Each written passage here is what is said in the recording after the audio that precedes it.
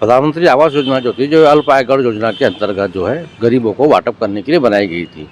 और ये मौजा वांजरी में और मौजा वांजरी उत्तर नागपुर के क्षेत्र में ये घटना कोई पहली बार नहीं हुई है। ऐसी भी इसके पहले भी घटना हो चुकी है, लेकिन प्रशासन ने आज तक इस पर कोई कार्रवाई को अंजाम नहीं दिया, बस लिपापोती होती रही। इसके पहले भी खसरा नंबर 30-35 इसी मौजा वांजरी के अंदर में नागपुर सुधार प्रन्यास के कुछ लोगों के मिलीभगत के अनुसार लोगों को भूखंड वाटप कर दिया गया, लोगों से पैसे लिए गए, गबन हुआ। आज भी लोग जो है हाई कोर्ट के चक्कर काट रहे हैं।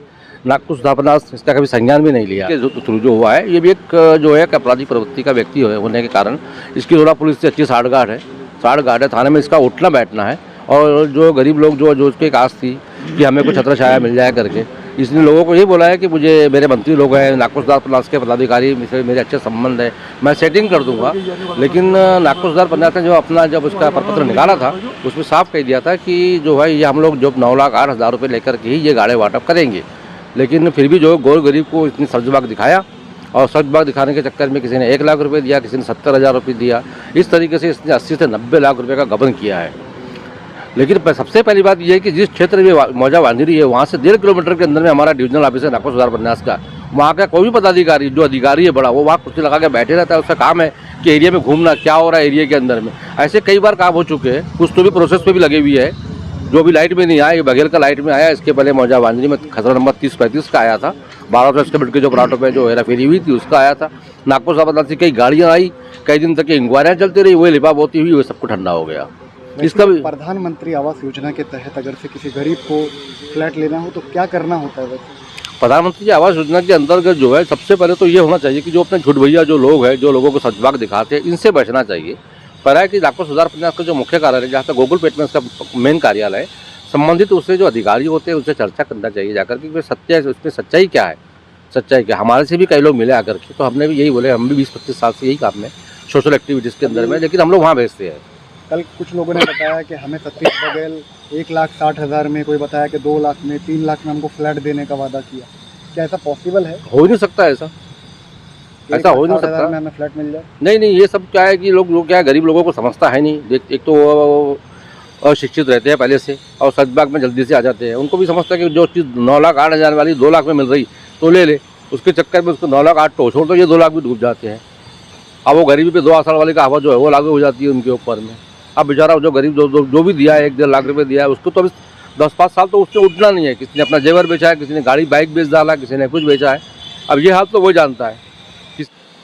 9 लाख रुपए में अगर से प्रधानमंत्री आवास योजना के तहत किसी गरीब को फ्लैट दिया भी जाए, तो क्या ये ऐसा लग रहा है आपको कि ये गरीबों के लिए बनाई गई स्कीम है? नहीं, ये तो मिडल 9 लाख रुपए में 9,08,000 जो उसका प्राइस डिसाइड किया हुआ है गवर्नमेंट की तरफ से, अगर ये इतने पैसों में अगर किसी गरीब को लेना हो तो पॉसिबिलिटी नहीं है कि वो गरीब के लिए बना हुआ है। आज की कंडीशन के हिसाब से तो वो मिडिल क्लास के भी हाथ की बात नहीं है, वो उसके भी हाथ में नहीं आने वाला।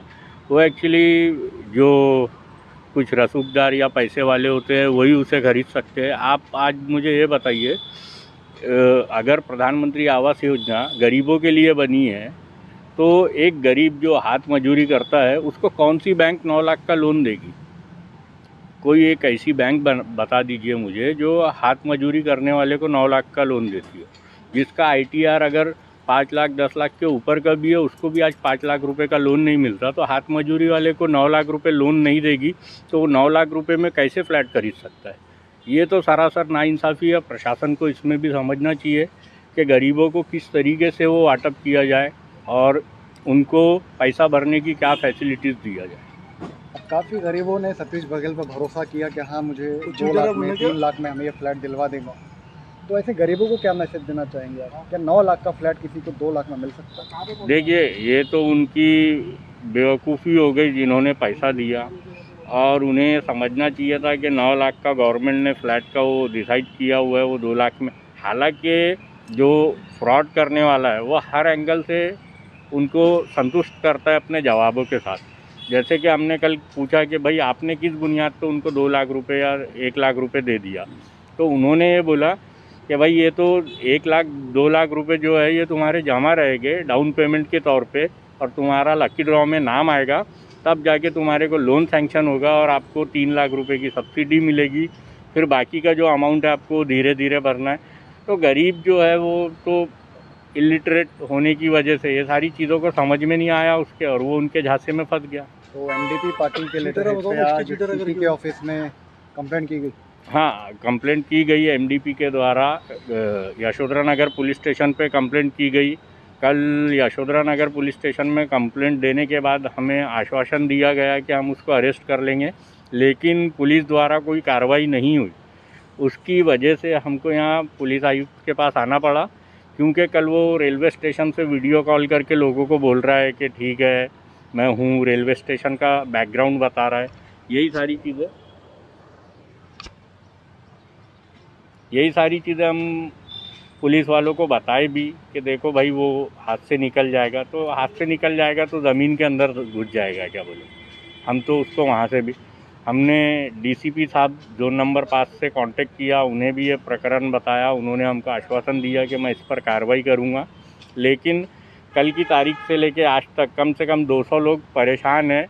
हमें फ़ोन आ रहे हैं कि भाई हमारा क्या होगा, कोई कार्रवाई हुई क्या, लेकिन कार्रवाई के अगेंस्ट में हमको कोई भी फ़ोन आया ना, कोई इन्फॉर्मेशन दी गई पुलिस स्टेशन के द्वारा।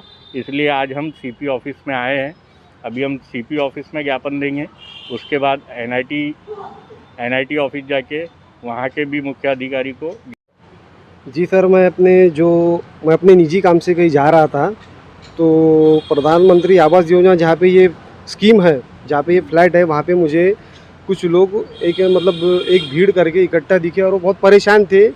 कोई उनको सुनने वाला नहीं था, कुछ नहीं था। वो पुलिस स्टेशन जाने का सोच रहे थे, पर उनकी हिम्मत ही नहीं हो रही थी क्योंकि कोई सुनने वाला नहीं था।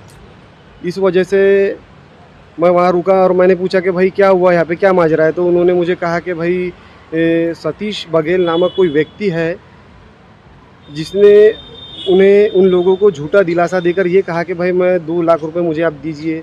किसी से 1.5 लाख मांगा, किसी से 80,000, किसी से 90,000, आप मुझे दीजिए। मेरी अंडरग्राउंड सेटिंग है, मेरी नितिन राउत से भी सेटिंग है, और मैं बहुत से ऐसे लोगों को पहचानता हूँ, बड़े बड़े अफसरों को, आला अफसरों को, जिनसे मेरी पहचान है। और मैं निजी तरीके से अंदर से एक ड्रॉ टाइप हम स्कीम करने वाले हैं। उस पर हम 100-150 लोगों के लिए, कम से कम 100-150 लोगों के लिए ये फ्लैट हम उपलब्ध करवा सकते हैं, ऐसा उसने उन लोगों को कहा। और वो लोग उसके बहकावे में आके लोगों ने अपने जेवर जायदाद जो भी था बेच बाच के, बेचारे गरीब तो पहले उनके पास कुछ नहीं है, मजदूर वर्ग है बिल्कुल, यानी 300 रुपये रोज़ एक बंदा। तो उसमें ऐसा है, भैया बोले मैं 300 रुपये रोज़ कमाता था, बोले उसमें से 100 बचा के रखता था, बोले उसमें से भी इसको दे दिया, बोले ऐसे भी कुछ लोग हैं वहाँ पे। और उन सब लोगों को फिर हमने, हमारे जैसा भी मुझे दिखा, मैंने उनसे बात किया। तो फिर मैंने, जैसा हम उत्तर नागपुर एमडीपी पार्टी का कार्य करता हूँ मैं, उत्तर नागपुर से एमडीपी का, तो मैंने हमारे शहर अध्यक्ष जनाब फ़हीम खान साहब, इनको फ़ोन किया, इनको उस जगह पे बुलाया, उनको ये माजरा बताया। हमने उन सबको लेके फिर एक न्यूज़ बनाए। नसीरुद्दीन कादरी, नागपुर शहर कार्यकारिणी अध्यक्ष एमडीपी पार्टी।